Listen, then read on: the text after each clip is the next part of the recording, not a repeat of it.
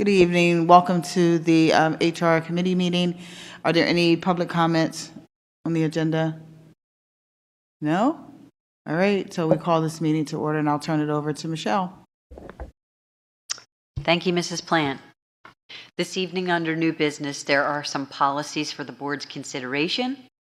The first is policy 318, which will be reviewed with the intent to have a first reading at our March 21st, 2024 public board meeting and a second reading and possible adoption at the April 2024 meeting. This policy is labeled penalties for tardiness. It is a new policy being introduced to the board from PSBA, and it talks about punctuality and reliability of all staff levels, administrative, professional, and classified employees as a prerequisite for efficient performance of job functions by employees, commencing their proper completion of all assigned duties. Questions about board policy number 318?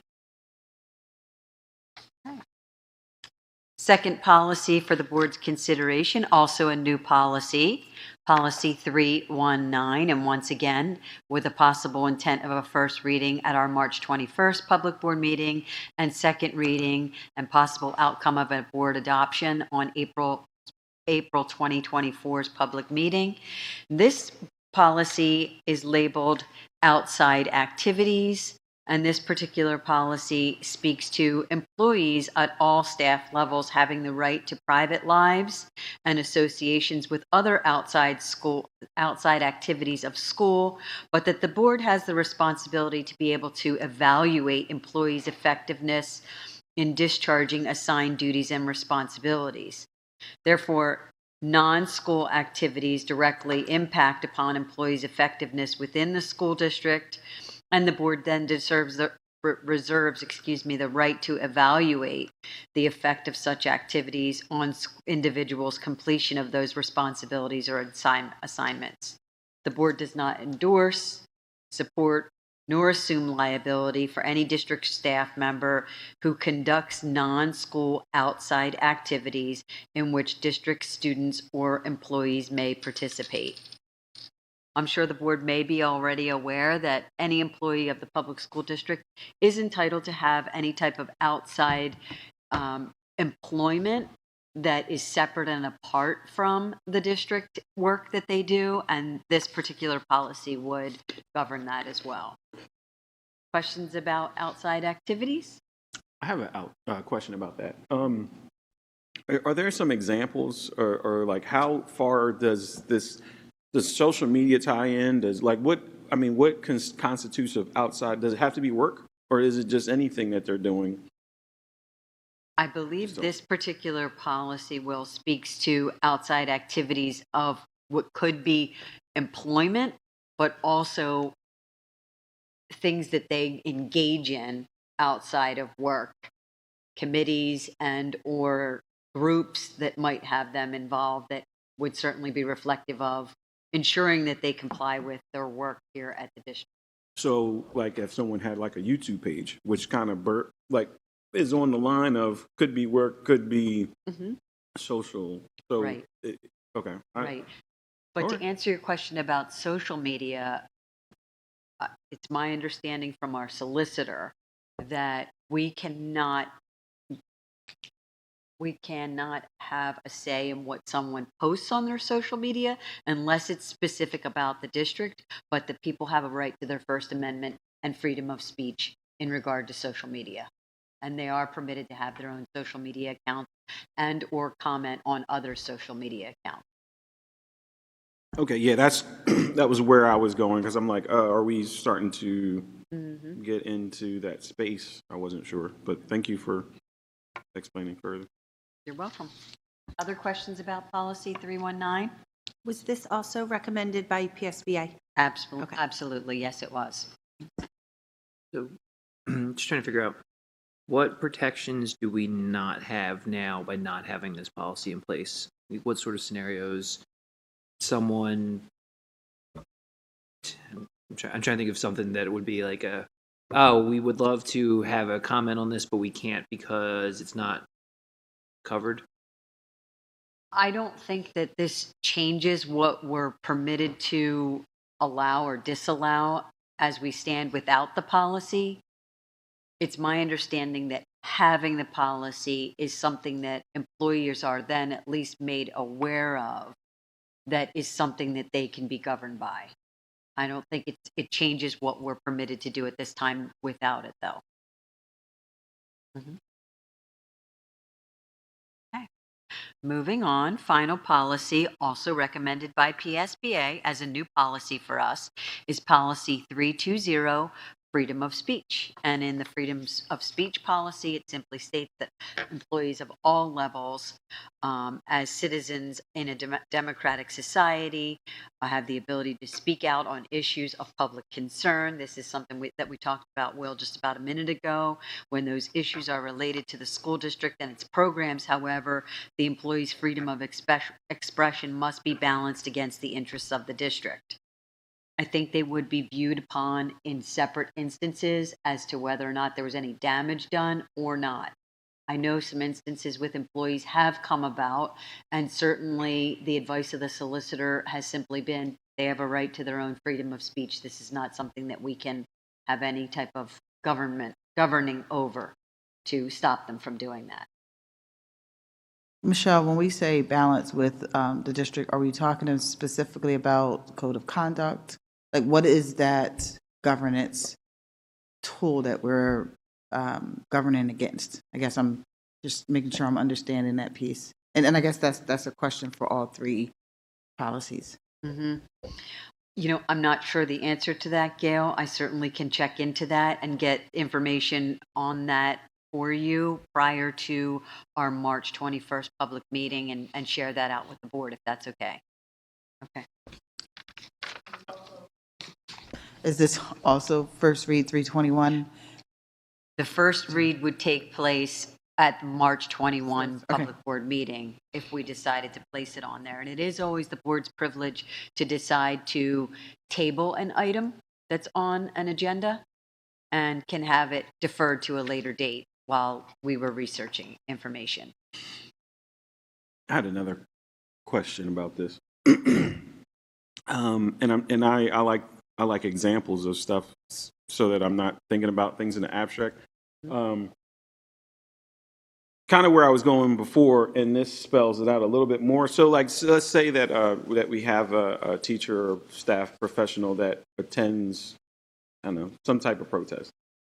Does Some that type of what, I'm sorry? protest? Okay, protest, yes. So then, if people in the community are upset, this would allow that teacher that same freedom to, like, I went to the protest, that's fine, whatever, but not like the community members not seek retribution because for or against or whatever. I'm not trying to get into the weeds about what side, but I'm just saying in general, this keeps the person essentially neutral in the eyes of the school district.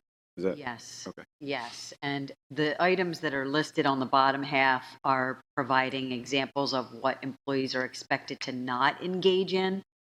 They're expected to refrain from comments that would interfere with the maintenance of students' discipline, refrain from making public statements about the district known to be false or made without regard for truth or accuracy, and refrain from making threats against coworkers, supervisors, or district officials.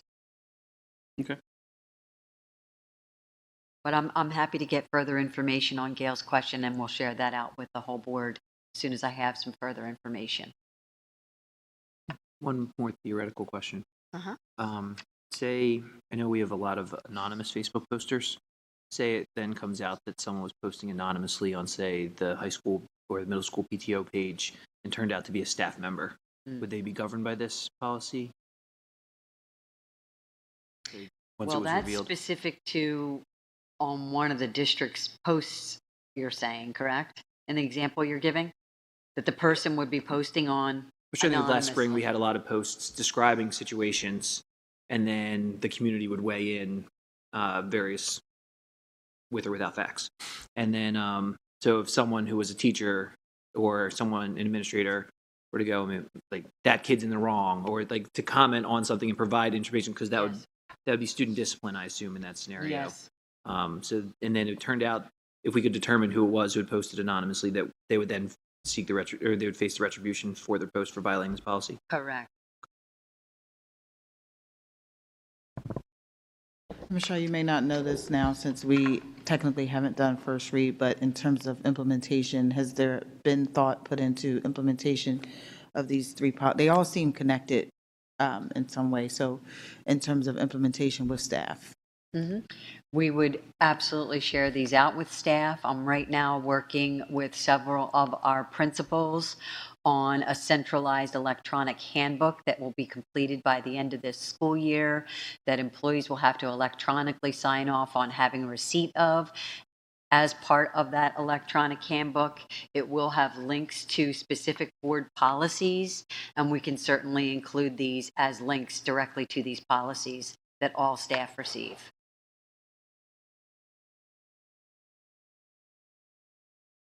Did you just say effective for 24-25 school Yes. year? Okay. Thank you. You're welcome. Anyone else? Okay. That concludes my report for this evening. All right, any other questions from the board? Any public comment? All right, this meeting is adjourned. Thank you.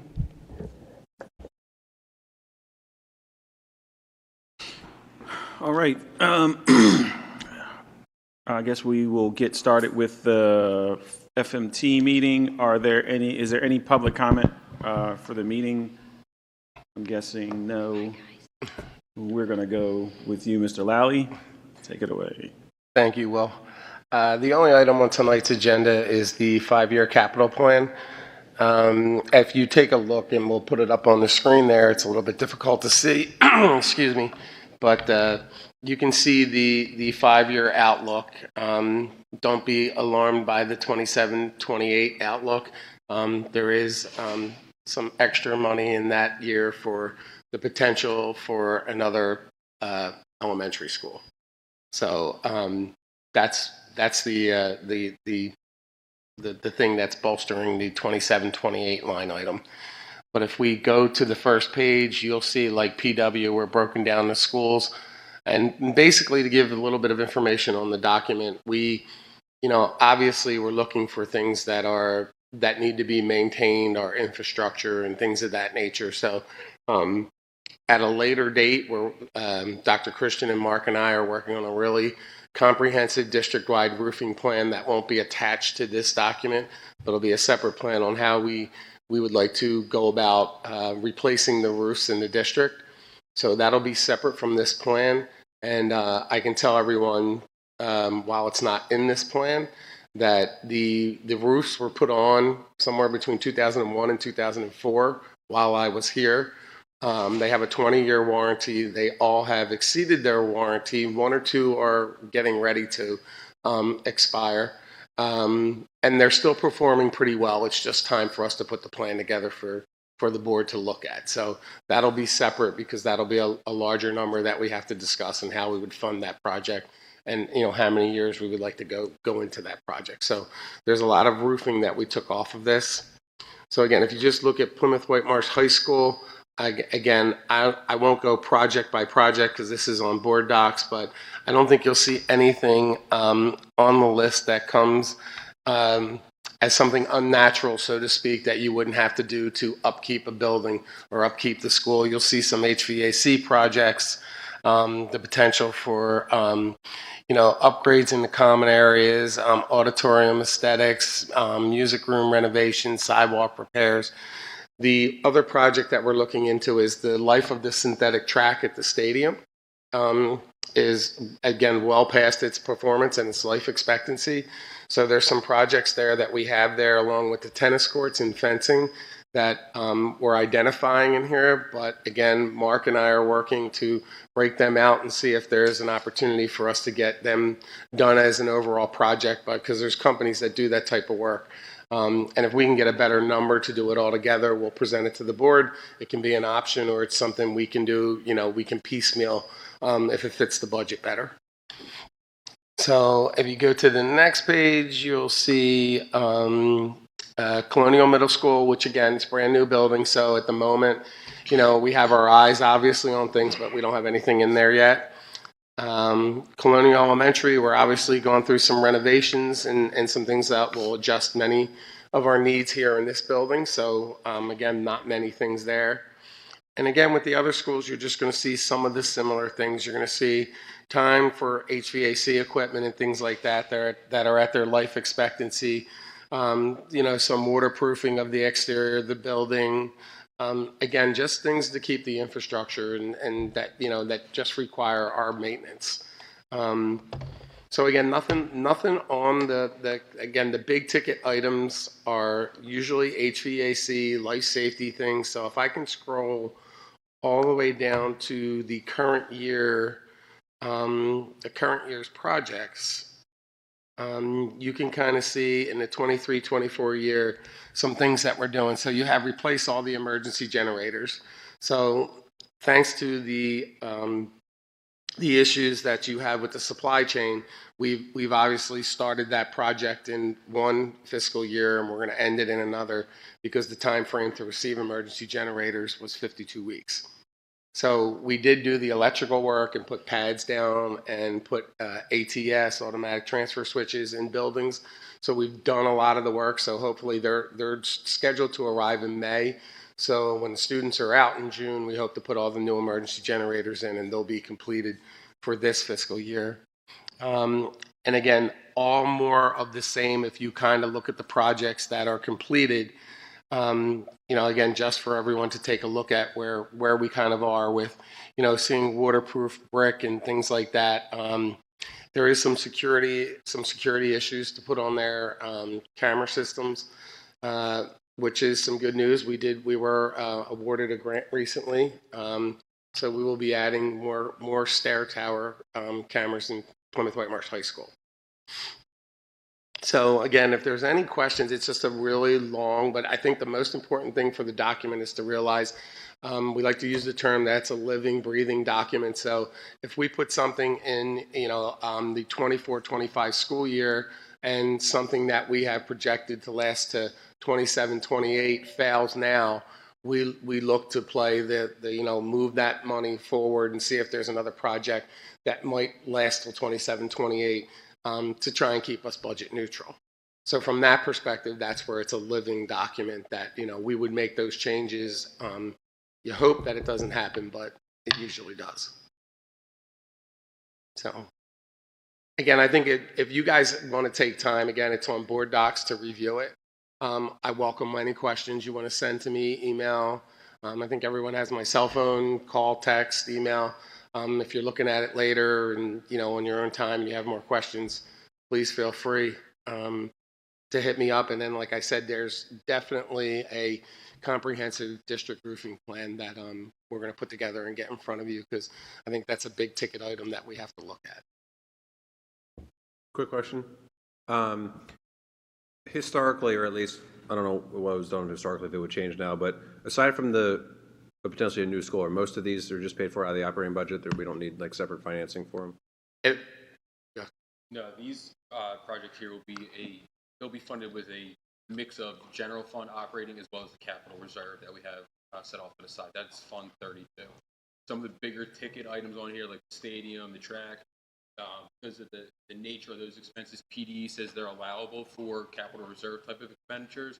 But when we talk about more of the everyday or every type of year carpet replacements, right, some of the flashing improvements, concrete repair, masonry repair, that'll move to the fund. And Joe has budgeted for those dollars within his own general fund budget.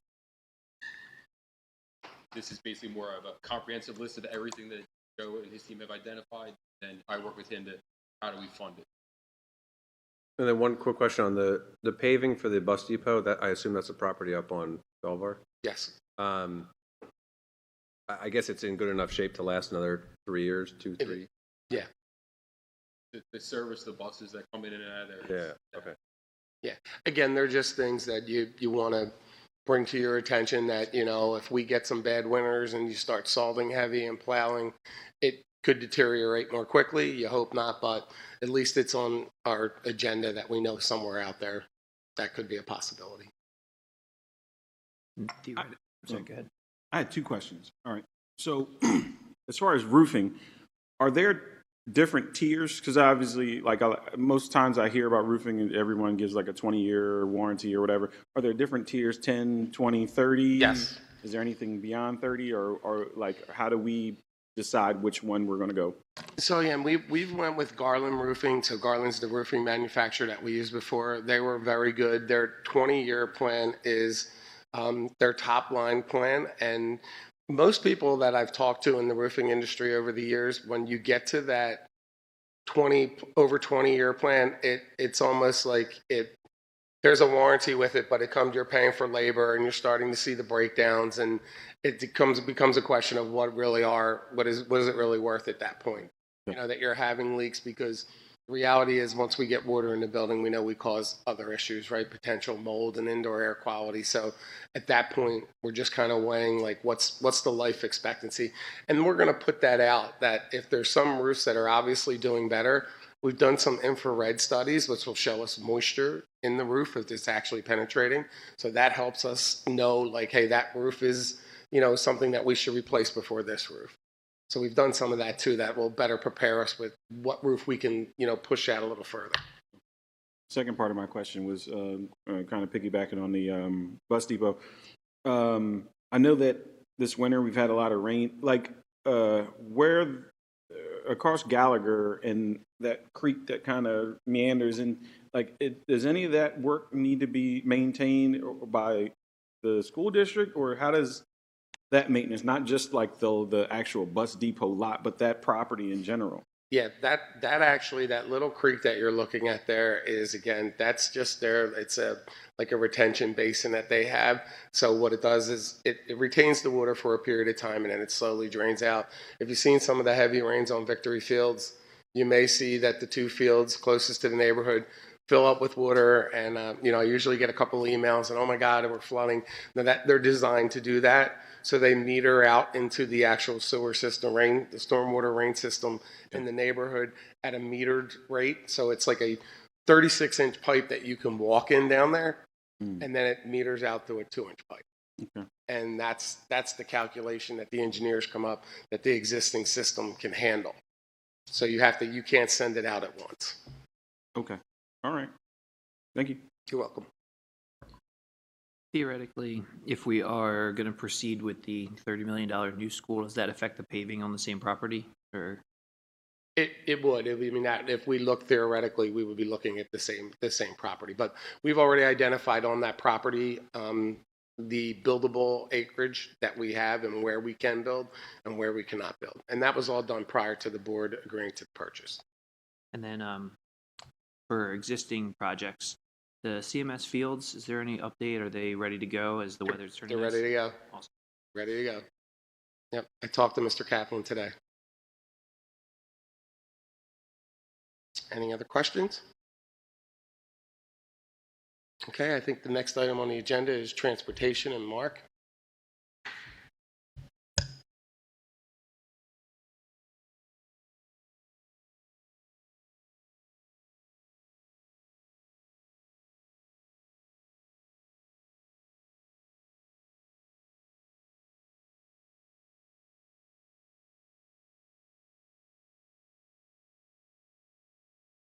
As we move closer to the 24-25 school year, apologize for that, sorry. Thanks, Bob. Long story short, we reached out to as many bus service contractors in the area in Montgomery County, Bucks, Berks, Delaware County, as well as outside the state, try to drive as much competition. You can see that we received bids from Easton Transportation, which is actually located up in Boston. The incumbent, currently First Student, Christ, which is located in Malvern, SAG, which is another local transportation company located in Plymouth Meeting, Wolfington out of Chester County, and Kraft, as well as Chester County, as well as Student Transportation of America. The board, the administration received proposals from 4 out of the 7. We would have liked to have seen a little bit more competition from Kraft and Wolfington, as well as SDA, but we were happy with the 4 we did receive. As it stands right now, when we look at the big bus, as we call it, or 72 to 84 passenger bus, our current rate is $347.44. The effect of the proposals from the 4 listed companies, you can see Easton came in at $440.35, First Student at $396.95, Christ at $499, and SAG at $295. And then you can see the corresponding increases each year going all the way through to 28, 29, and then the corresponding prices for the 24 and 28 passenger bus as well as the 9 passenger vans. At first glance, SAG does appear to be the cheapest at $295. However, their proposal was limited only at 10 big buses. That is the only amount that they could service for Colonial School District. They do have current existing contracts with other school districts that are in effect. It takes up a lot of their fleet, but that they would commit to up to 10 big buses with Colonial at a price of $295. So that's something that, obviously we wouldn't want to take advantage of, as well as moving forward with the contract with First Student at the base rate of $396.95. These prices do not account for any effect of the rent that we would charge back to First Student. That agreement runs through June 30th of this year, but we wanted to make sure we solidify these rates with these contractors and then move into the next phase of what we could claw back in terms of rental income from First Student would then be in the existing transportation carrier there. Knock on wood, transportation with First Student, while it did start off rocky at the beginning of the year, and I think we can all appreciate that, I think it's been drastically better over the last few weeks and few months. And, I attribute that to Christopher Brown and Sandy Serbaco on our end. But, First Student also taking a hard look at their admin team and investing in some of their dispatchers and their trainers and really putting dollars where it is to make things a lot smoother. In addition to First Student with the 5-year deal, they are also committing to investment in a new fleet. And this new fleet would start off with 35 brand new school buses, starting with the 24-25 school year. And then they would roll out the balance of the remainder of the fleet throughout the next few years after that. It would include an option to extend into the 29-30 and 30-31 year, but we didn't put those prices on here just because it's an option that would have to be exercised by both parties at that time. And then the last note here, like I said, is just SAG would just be providing up to 10 buses. So coming out of committee tonight, we're looking for approval for the administration to contract with both First Student and SAG, both as our contracted services providers for 24-25 going through to 28-29. Any questions? How many of each kind do we currently have? Yep, we have 38 big buses, 28 24 passenger buses, and 10 9-passenger vans. So the First Student increases are like 5.7%, 5.6 or 5.7%. It's 14.25 in that first year, and then 5.75 on the out years. Yeah.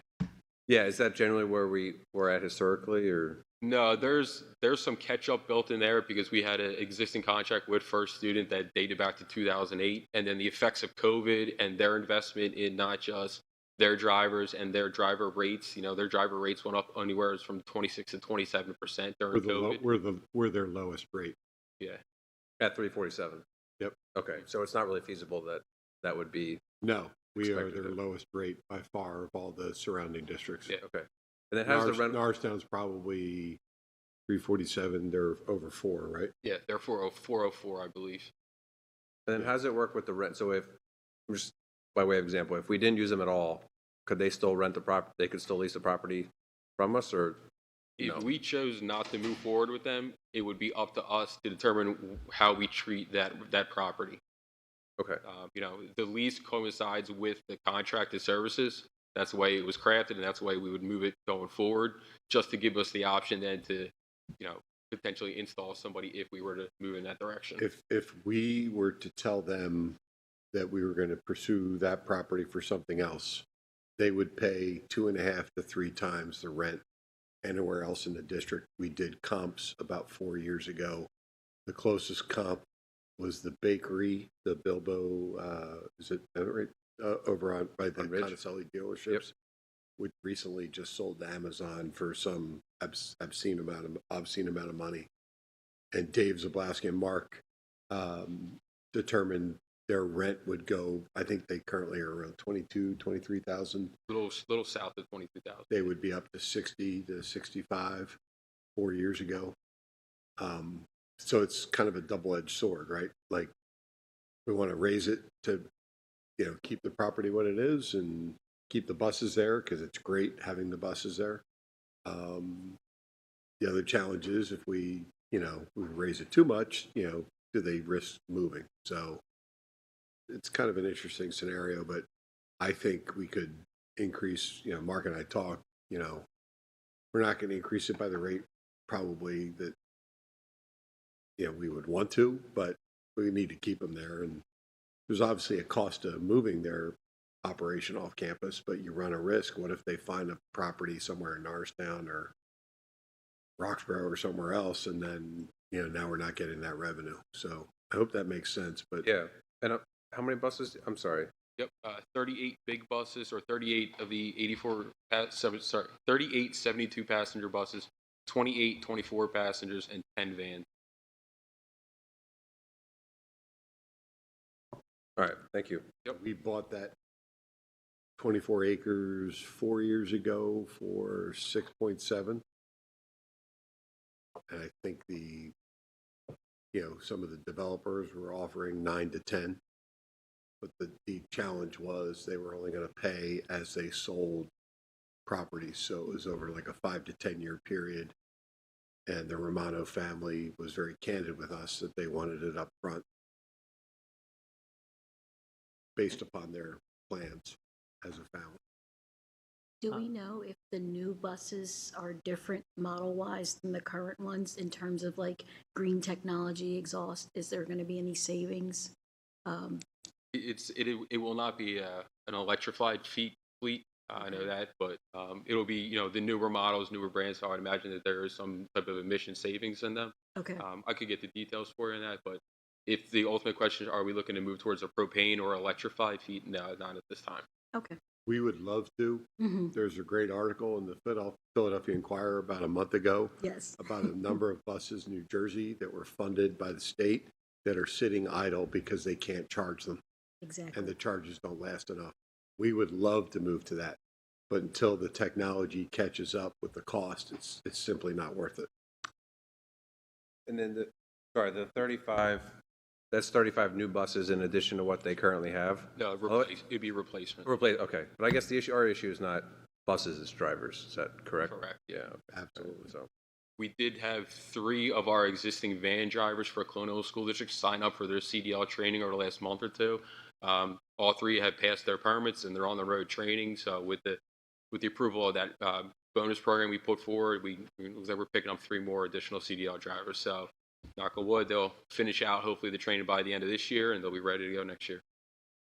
Are we guaranteeing any sort of minimum routes? Like, there's not a scenario where SAG can come back in 2 years and be like, we got 10 extra buses, we can go up to 20.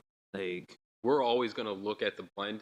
Obviously, if SAG has the drivers, I'm going to move towards SAG. $295 price point as opposed to $396. Absolutely. Yep. I will continue to beat that drum on SAG that, give me as many drivers as you can. so we could theoretically in 26, 27 be like, sorry, for a student, we only need 3 buses. Or If SAG found 71 bus drivers, absolutely. But again, we're going to beat the drum on both of them. cool. Yeah. Now, I have a question. So, SAG is local, right? Mhm. First Union is national or at least regional, right? Yep. First students, they're Or located First on Students, yeah. Belmont, but they are owned by a private equity firm. Yeah. SAG is more Easton, of you your said, mom is and pop. somewhere in the northeast, somewhere like Boston or something? Easton? Yeah. Yes. All right. So, what about this other company? Like, I Chrysler located in Malvern. Okay. I'm just wondering, like, who's local, who has more wiggle room, who, yeah. Yeah, there is We're one. really hoping Kraft would have submitted something. They're based in downtown Westchester area, and they did not. You got STA, which is, up north of us, Allentown area. They didn't submit. And then you have that group from the middle of the state, whose name I forget. They just came in really high. It's just it's a difficult time. It really is. Okay, thank you.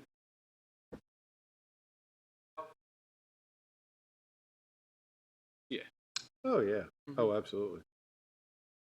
We just thought there would be more competition when we opened it up, and we really felt the fact that the district owning the depot, and if any board member wants to take a tour, it is one of the most, the district owns one of the most valuable pieces of dirt in Plymouth Meeting in that depot, because it's almost 24 acres. Joe and Mark and I have walked every acre. You've got 200 some buses on one side, 6 bays for mechanical issues, a huge bus car wash, which is awesome to go through if you ever want to take a ride. And there's a guy that washes all the buses on a weekly basis. And then you have wetlands in the middle. Beth, I think you walked it with us in Rosemary Northcutt. And then you have about 7 acres on the back end across from the swim club, right on Gallagher Road there. And then you have a house there that is a 7-bedroom house. While this goes under construction, not to get in the weeds, but Joe and his team are busy cleaning that out, because that will become temporary offices for some of the folks here until we move back in. And for those of you who don't remember, that was potentially going to be 168 townhomes or 2 huge warehouses. And there were a couple public meetings about that took a lot longer than some of our more recent board meetings to discuss what that could become. So I'm not saying we need a new school there, but as Joe talked about the 5-year capital project, it's nice to have that piece of land, because they're not making any more land in this area, that's for sure. And as the youngest Romano told me at age 72, we want to be paid up front. We don't want to be paid over 10 years, because I'm in my 70s. So it was a really wise move by the board. So one clarifying question. So you're going to max out the SEG bus fleet, which is 10. Yes. The remainder go to first student. Yes. But the contracts are structured in such a way that if SEG has additional fleet capacity, that you're not locked into providing first student any minimum number of routes. Correct. Yeah, we're not going to put ourselves in a position to be behind the 8 ball, to be required to go to first student. This essentially is, it's going to allow us to contract with both companies for services for transportation for our students. So And- only and then so we only will- the rates are locked in. Yes. Like, that's the only thing the Correct. contract. Only the rates are locked in themselves. Yeah. All right. Thank you.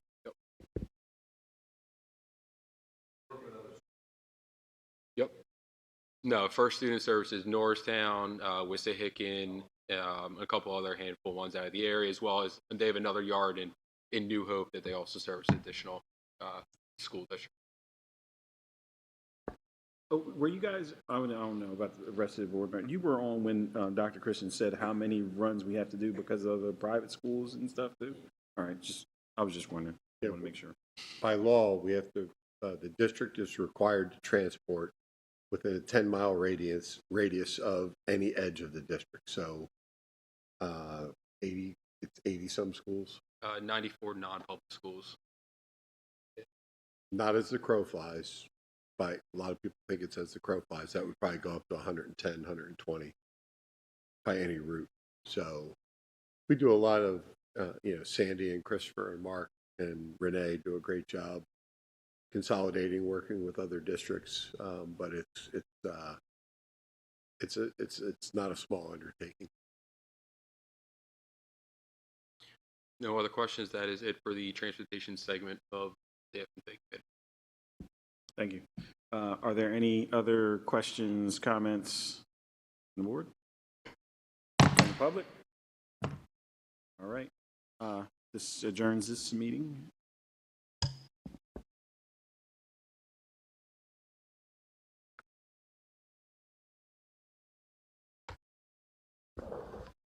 Call this meeting of the Finance Committee to order. Any public comments on the agenda? Seeing none, turn over to Mr. Didion. Thank you, Mr. Carpenter. We have 3 items on the agenda tonight. The first one is a mix of informational as well as new business. If the committee recalls the Colonial School District operates a school tax rent and rebate program for senior citizens within the district. We just concluded our 4th year of the program, and just to give a summary, we had 162 senior citizens and active participants in the program this year.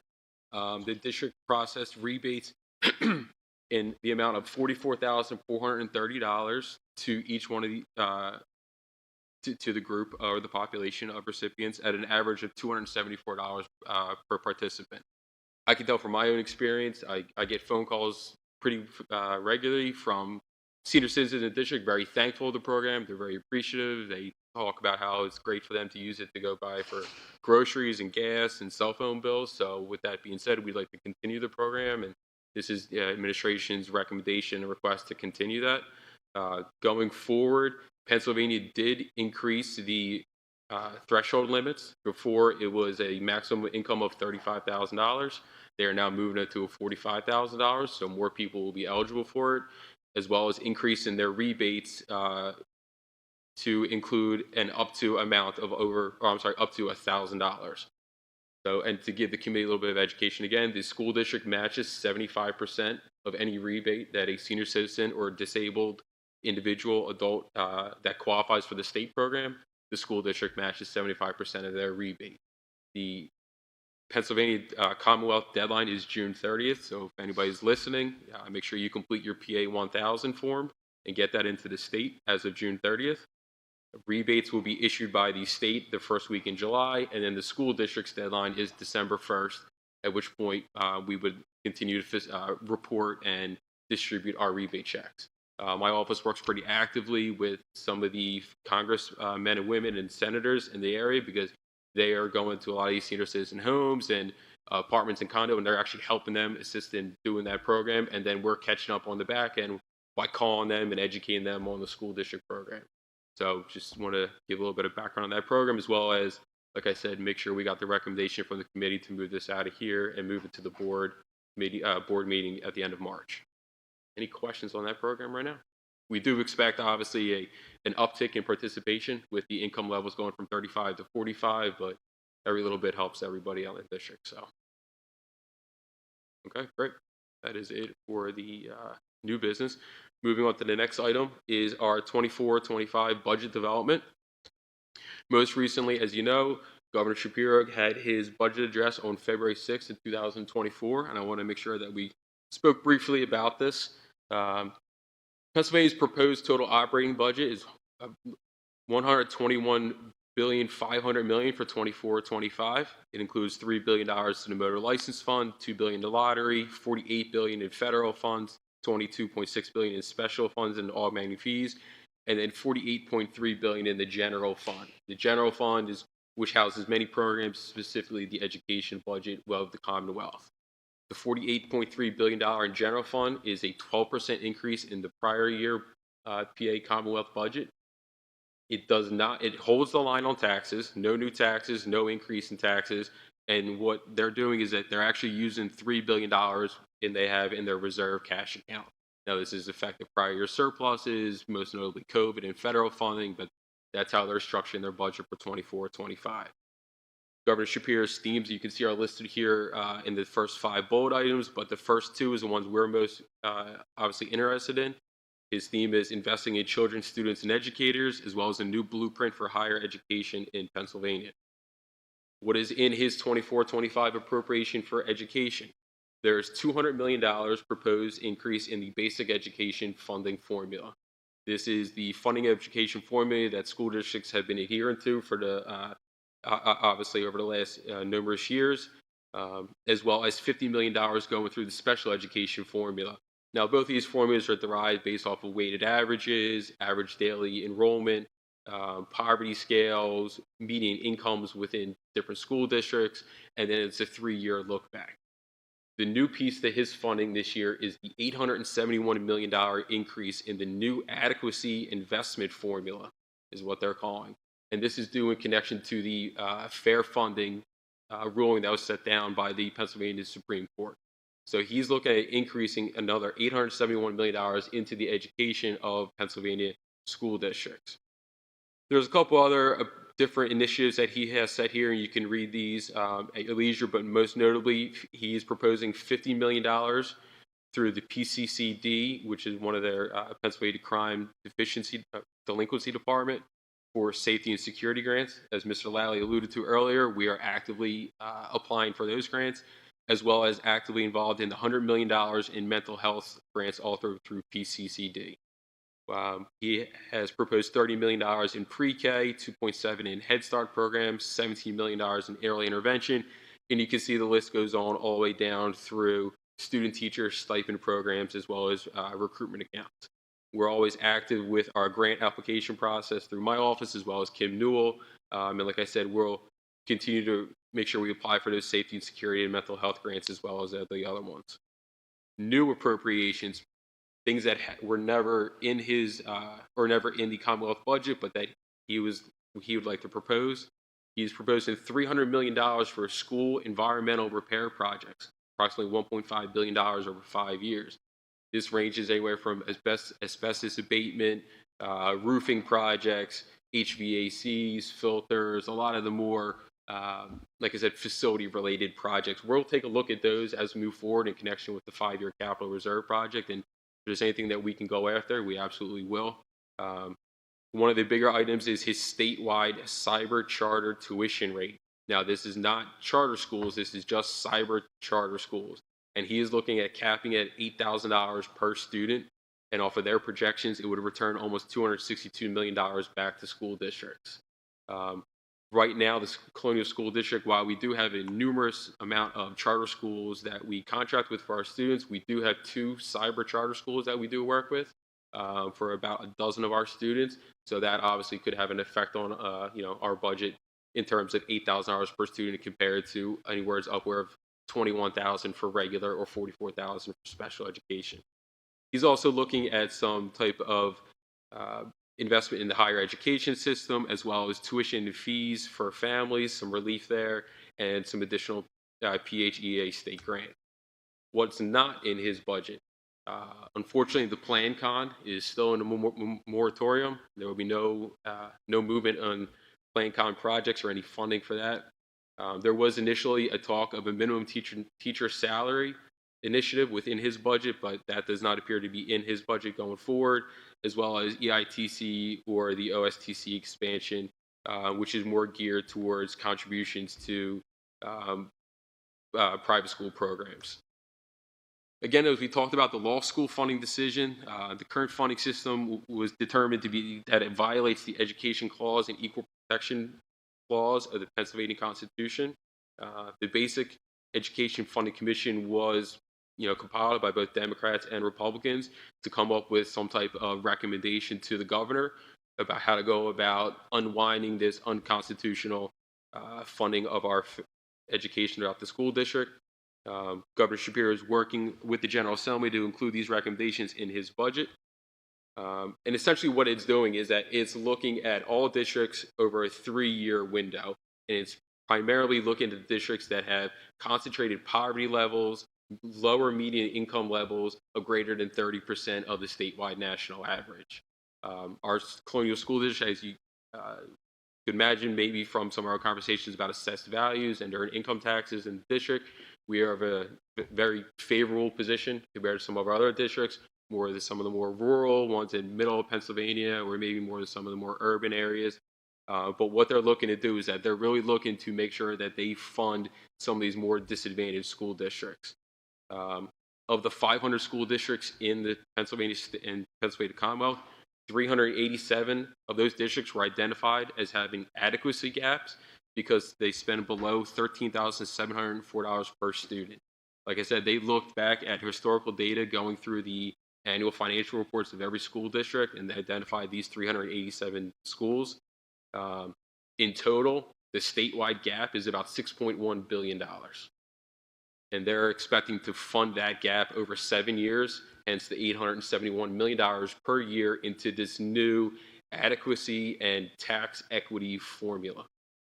So how does the whole basic education funding formula wrap up? We have our basic education funding base. We have our new basic education funding formula, which is any of the new money that the Commonwealth rolls in. and you can see that that's valued at $200 million. So just between the base and the formula loan, we're looking at an investment from the Commonwealth of about $8.07 billion. When you add in the adequacy gap and the tax equity gap, those two number combines is the initiative set forth by Governor Shapiro. You're looking at a total proposed budget for basic education of $8.94 billion for the 24-25 school year. Like I said, that it distributes over 7 years. It's being calculated based off of annual financial reports and metrics, based off of weighted poverties and local median incomes throughout all the districts, and it is a 7-year look back. To give the committee ideas where Colonial stands, you can see that within the basic education formula base, just in the Commonwealth, it's about $7.8 billion. Of that, Colonial share is $4.8 billion. Those are actual hard numbers that were effectuated through the 24-25 budget. They were awarded to Colonial, and those dollars are now rolling in. What he's proposing is the $200 million into the basic education formula, of which Colonial's proposed amount would be $201,740. Again, these are all proposed figures. They have to go through the General Assembly. Obviously, there'll be some reconciliations and some negotiations there. Moving down forward, we look at the adequacy gap and the tax equity. Those are the two line items where the Commonwealth has determined best to fund the $871 million this year, and Colonial is receiving $0 from that analysis done by the Commonwealth.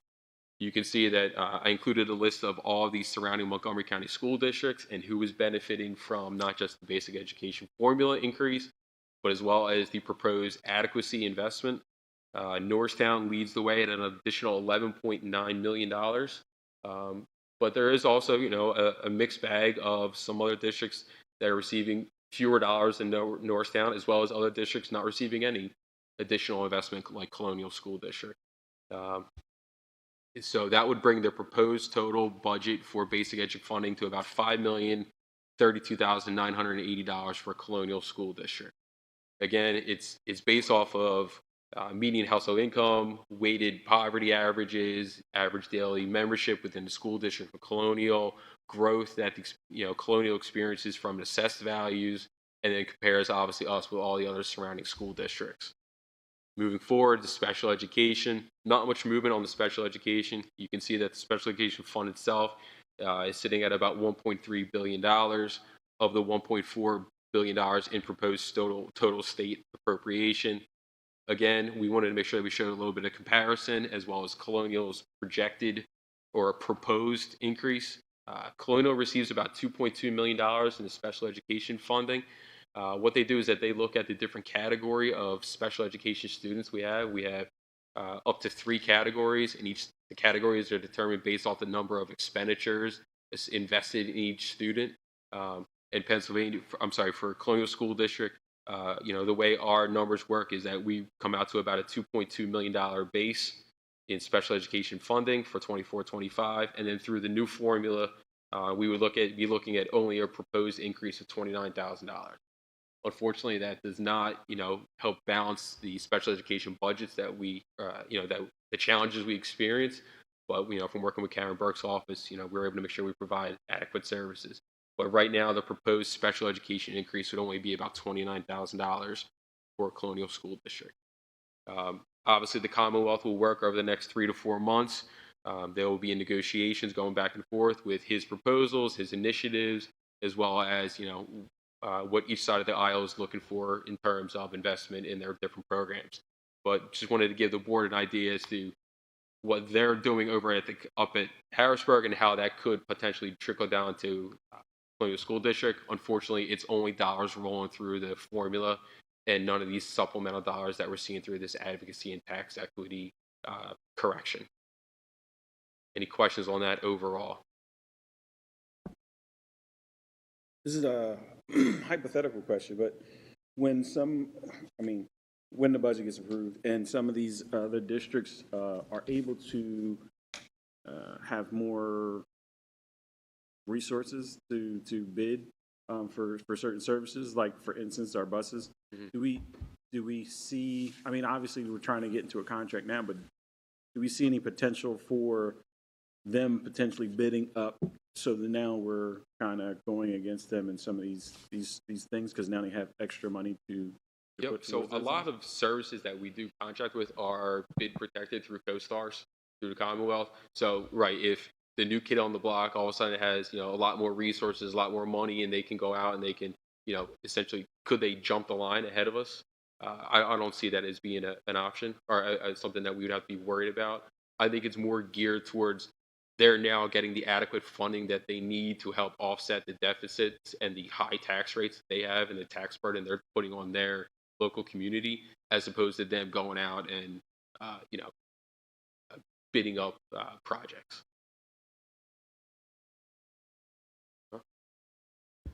So if there's no more, Oh, sorry, quick question. I know there's no state minimum for teachers, correct? So there's really nothing that we can, is there a way to compare like where our teachers are at compared to other districts? in terms of salary schedules, Yeah. Absolutely. Yeah, we have all the county data and statewide data. Right now, we're in the top third in the county and probably, I mean, the four suburban collar counties of Philadelphia are in the top, out of 500 districts, I'd say they're all in the top 50. So we're about number 5 or 6 out of 22 school districts in the county. When we look at federal funds and state funds, we're very conservative in what we think the revenue is going to be. Through IDEA, which is our federal funds, we budget the dollar figure we got the year before, not anything more. And from the state, we budget about 2 to 2.5% increase, if that. And so there's been historically over the past 20 years, I've gone to countless number of state meetings with school boards and administrators, fair funding formula, all types of challenges to make sure things are equitable. And it's a very heated argument. And so our approach is to just be conservative with it because we want the districts who need it to get what they need, their resources, but not at the expense of our district. Find other ways to help fund those districts that need it. And we want them to get the funds they need to support their school district. But we're not in favor of borrowing from one district to another. We don't think that's fair. So we're just conservative in our approach. okay. And now for the last item on the agenda, I apologize, jumped ahead of myself. In connection with the 24-25 budget presentation from the Commonwealth, I just wanted to make sure we revisited our Colonial School District's 24-25 presentation. Again, the timeline, as we stand here, is March 2024. We have our committee meeting tonight with budget presentation number 3. In April, we'll have another finance committee meeting, as well as a presentation of the proposed final budget. Again, this is just the proposed final, as well as the adoption of the proposed final. As Dr. Christian has educated the board, the proposed final needs to sit for a minimum of 30 days. And because the way the May board meeting and the June board meeting fall, we just need to make sure we make that document public for the April board meeting in April. Again, some of these slides are going to be more of just a refresher off of the prior month because we really didn't see that much movement. From the work that we've been doing over the last 3 or 4 months, the numbers that were presented in February at a 2.63% increase are holding pretty strong. We did do a last call where we continue to make the rounds on the different departments, as well as monitor enrollment, as well as staffing needs for the school district. But right now, currently, where we stand with our projections, we're still at that 2.63% increase. Again, like I said, some of these slides are going to look very familiar because we want to make sure we're always presenting these. Currently, we're at 25.02 mils. Factors we're going to continue to move forward over the next month before that April adoption will be looking at assessed values. As we just talked about, Governor Shapiro's state revenues, we'll see if there's any additional guidance on where those are. As Dr. Christian alluded to, we are conservative with our measurement from the state just because he says he wants to invest $200 million in basic education funding and $50 million in special education. I don't want to count the chickens before they hatch. Historically, he's the government or the Commonwealth has come down anywhere as low as 50 to 25% less than the ask. So I'd rather be conservative more than aggressive and, count on dollars coming than not have them come in. Our revenues are remaining steady at a projected amount of $154,989,062. Again, very similar slides, no real movement from any of these items. From an expenditure standpoint, as we've talked about, we're going to continue to monitor enrollment. We're 6 weeks into our registration, and we're actively looking and monitoring our kindergarten registration at the elementary buildings. Obviously, that will have an effect on new hires. But right now, we're pretty locked in on our expenditures from where they are. We'll see how the 2018 general obligation bond refinance goes. We're expecting about $300,000 in that. Those bonds will be priced at the end of this month. We did have our rating call today with Moody's, and I'm happy to report that we did maintain our AAA rating as a creditor, as a municipality. So that was great to hear. So that should again lead to favorable results for that bond issue at the end of this month, and we'll see how that comes into play from an expenditure standpoint. Again, our budget expenditures are remaining steady and consistent with the prior month reported at $158,174,696. A 2.63% increase, as we've talked about, would raise our millage up to 25.678, which would still be third lowest in the county, assuming all things remain equal with all other school districts. Again, this is more of a refresher, and the key factors within our 24-25 budget is our bargaining unit with CEA in place of 2028. We're talking about enrollment, our investment in additional staff, the student transportation contract services. Those rates were built into the budget for the previous meeting. So I know it might look like a little bit of sticker shock, but we had already planned for that. But we were working with the first student just to work on some of the finer points of that. No new debt instrument borrowings going forward. And the budget next steps, like we talked about, we'll continue to monitor for Governor Shapiro's budget updates, enrollment, and revenue projections within the district. We don't expect much changes as far as expenditure standpoints going forward. We feel like the numbers are pretty solid, and the related tax increase of the 2.63% with the use of $400,000 in fund balance, still remains strong. But it'll be over the next month is when we're going to look to put everything together and then bring that package and that entire budget to the board for approval in that April Finance Committee meeting and then subsequent proposed budget. Any questions on the 24-25? Okay, great. Thank you. Finally, we will make sure we just revisit our 23-24 budget update for the current school year.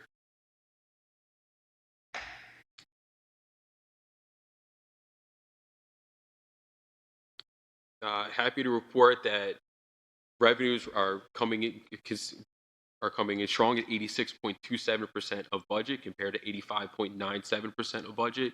Again, local revenues themselves at 95.8% budget compared to 95.65% of prior year local, very strong. And we're continuing, even though they are strong, we're still continuing to see a decrease in the delinquent transfer and interim taxes. That's going to sound like a broken record. I've said it every committee meeting now, and I'll probably say it till the end of this year until we move into next year and we finally, reach that plateau with those type of revenues. But again, revenues very strong at 86.27% of budget. As far as expenditures, prior month we talked about the effects of the problems with transportation invoices from vendors in the prior year. I'm happy to report that is now all kind of shuffled through, and our 500 object is now represented 47.33% of budget compared to the 51.59% of budget in prior years. So much more in line with expectations as well as budget, and going forward we expect that line to continue to remain consistent with the prior year. Like I said, wages and benefits are being processed in accordance with the contracts, as well as the 17 payrolls that have been processed through year to date. Not much really new to report in terms of expenditures. It was kind of a pretty quiet month. No new increases as far as equipment. We've talked about the CMS equipment, the maintenance vans, the security trucks, and the music equipment in prior months. But again, pretty consistent with terms of expenditures. You can see that currently right now excess revenue over expenses is $42,239,720, about 27.94%, compared to prior years of 37.7%. A little bit lower than in prior years. We talked about dealing with some special education support services for our one-to-one services, especially at the elementary level. As you can imagine, increased enrollment drives a while it drives the same percentage of special education students, just the number is increasing, and we're making sure we're providing those services to our elementary level special education students. Again, we talked about revenues. You can see that current real estate taxes remaining very strong at 3.9% increase year over year, approximately $3.8 million, and overall total revenues of about $5.5 million or 4.46% year over year comparison. Again, the transfer taxes, interim and delinquents are lagging, but that is something that we expected and we've talked about. When we look at it from an expenditure side, again, a little bit more of a regurgitation, just a different way of looking at what we're talking about wages and benefits. You can see wages and benefits in line with expectations between the different bargaining unit contracts, as well as associated increase in the benefits that we expected. Special education, we talked about the one-to-ones, the Chromebooks, the new security radios, and a lot of the other equipment that we've previously talked about. Again, as far as from a financial activity, pretty quiet month for the month of February. No real highlights to talk about, just kind of moving along in terms of processing invoices and making sure we're billing out accordingly. Expenses by function. This is just one of those sides when we make sure we kind of revisit every month. We're looking at instructional services. It took a little bit of a dip this month, driven mostly by the fact that the transfers out for the 23-24 year was 8.75 million, while in prior year was 6.75 million. If the committee recalls, we moved 5.75 million out to fund the CES renovation project, and then $3 million out to our capital reserve fund to fund some of the projects Joe Lally previously mentioned in his improvement plan. But according for that $2 million, that's basically the swing in your instructional from 50.5% in the current year to 52%. Again, with the local revenues coming in strong, we feel we're able to still negate some of the expenses we're seeing in our one-to-one aids in special education and some of our Chromebook repairs. So, any questions on the 23-24 budget as of February? Yeah, just to clarify on slide 1, right? So we've already collected 95% of the, right? So the reason there's a surplus is because most of our revenue has already been collected. Yes. Okay.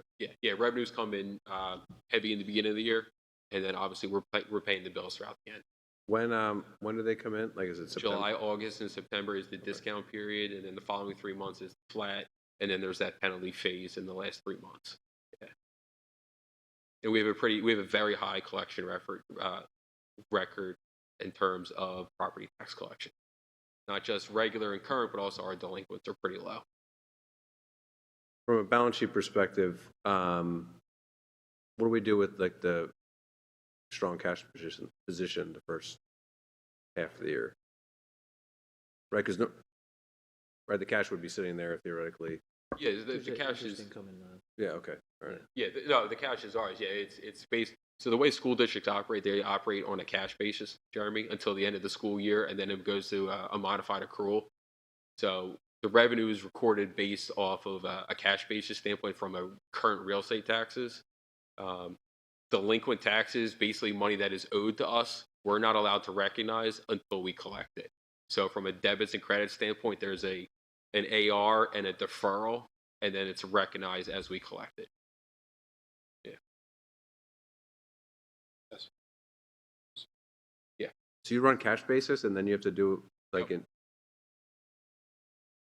It's modified cash basis in the fact that accounts payable is recorded obviously on a weekly basis as we process it. But in terms of the tuition revenues that we book and the delinquent taxes that we have to collect, they're not done until the end of the year. And in terms of investments we look to, we want to make sure we're actively chasing yield, but there are a lot of restrictions on what we can and can't invest in. We cannot invest in securities. We can't invest in equities. It has to be collateralized securities, whether it's a CD program or a treasury, a T-bill, something like that. But the cash is invested, but that's.